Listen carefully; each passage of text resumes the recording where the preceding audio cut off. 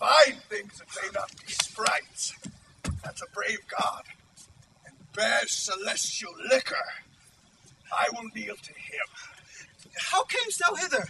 How didst thou escape? Swear by this bottle how thou escaped. I escaped on a butt of sack which the sailors heaved overboard. I'll swear upon that bottle to be thy true subject, for the liquor is not earthy. Here, swear how thou escaped. Swim ashore, man, like a duck. I can swim like a duck, I'll be sworn. Here, kiss the book. Though thou can swim like a duck, thou art made like a goose. Oh, Stefano? Hast any more of this? The whole butt, man. How now, monster? How dost thine ague? Hast thou not dropped from heaven? Out of the moon, I do assure thee. I was the man in the moon when time was. I have seen thee in her, and I do adore thee.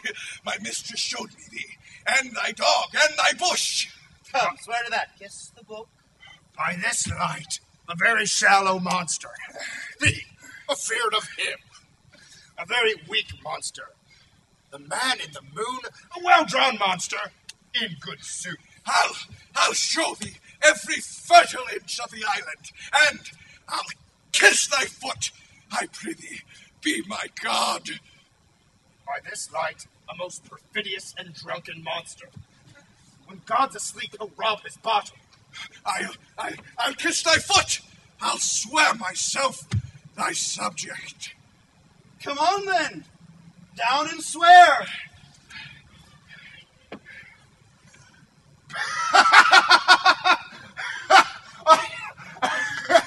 I shall laugh myself to death at this puppy-headed...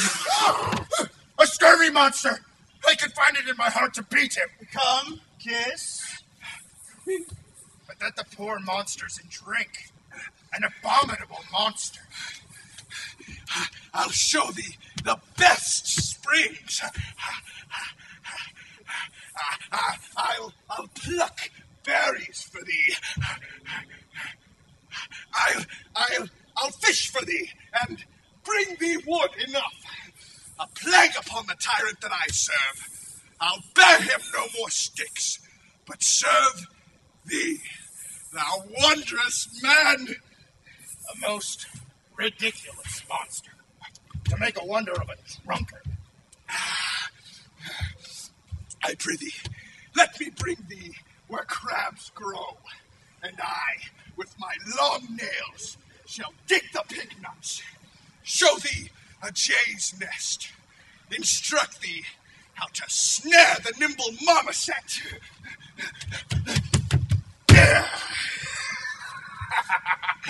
I'll bring thee to clustering filberts, and sometimes I'll bring thee fresh scamels from the rock. Wilt thou go with me? I prithee, now lead the way without any further talking. Here, bear my bottle. Fellow Trinculo will fill him by and by again. Farewell, master, farewell!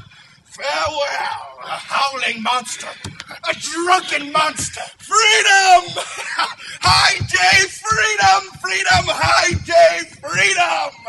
Lead on, oh brave monster!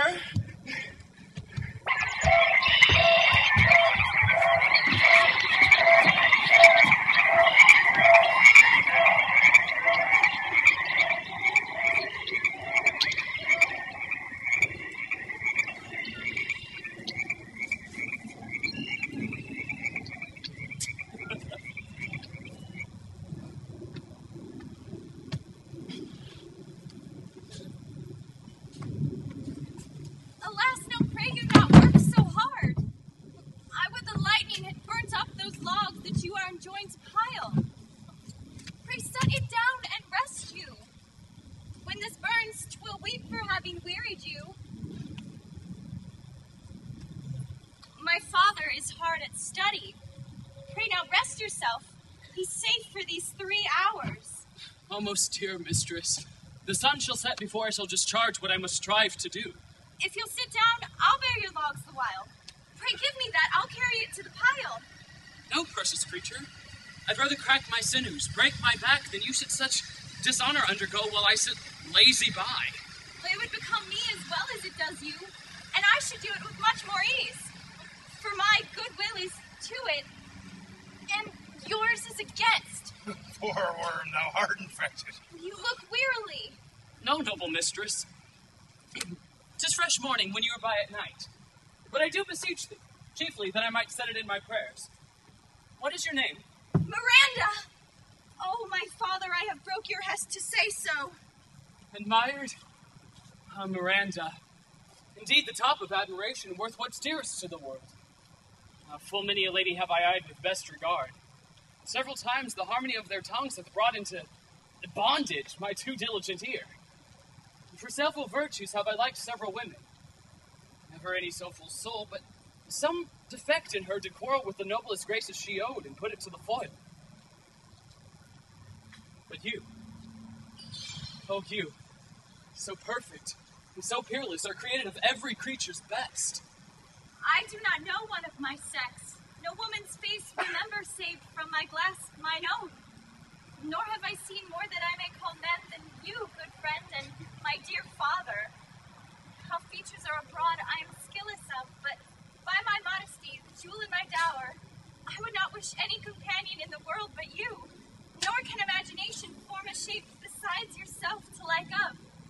But I prattle something too wildly, and my father's precepts I therein do forget. You'll hear my soul speak.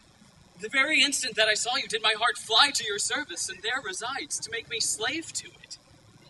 And for your sake am I this patient logman. Do you love me? Oh heaven, oh earth, I beyond what else is in the world do love, prize, and honor you. I am a fool to weep at what I am glad of. Fair encounter of two most rare affections. Heavens, rain grace on that which breathes between. Wherefore weep you? At mine unworthiness, that dare not offer what I desire to give, and much less take what I shall die to want. But this is trifling, and all the more it seeks to hide itself the bigger bulk it shows. Hence, bashful cunning, and probably plain and holy innocence. I am your wife, if you will marry me. If not, I'll die your maid. To be your fellow you may deny me, but I'll be your servant, whether you will or no. My mistress, dearest, and I thus humble ever. My husband, then? Aye, with a heart as willing as bondage dare of freedom. Here is my hand. And mine, with my heart in it.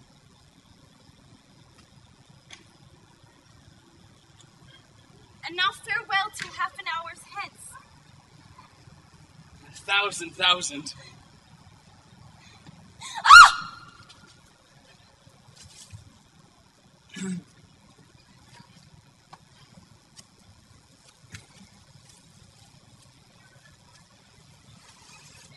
Glad of this as they I cannot be, or surprised with all. But, be rejoicing in nothing can be more.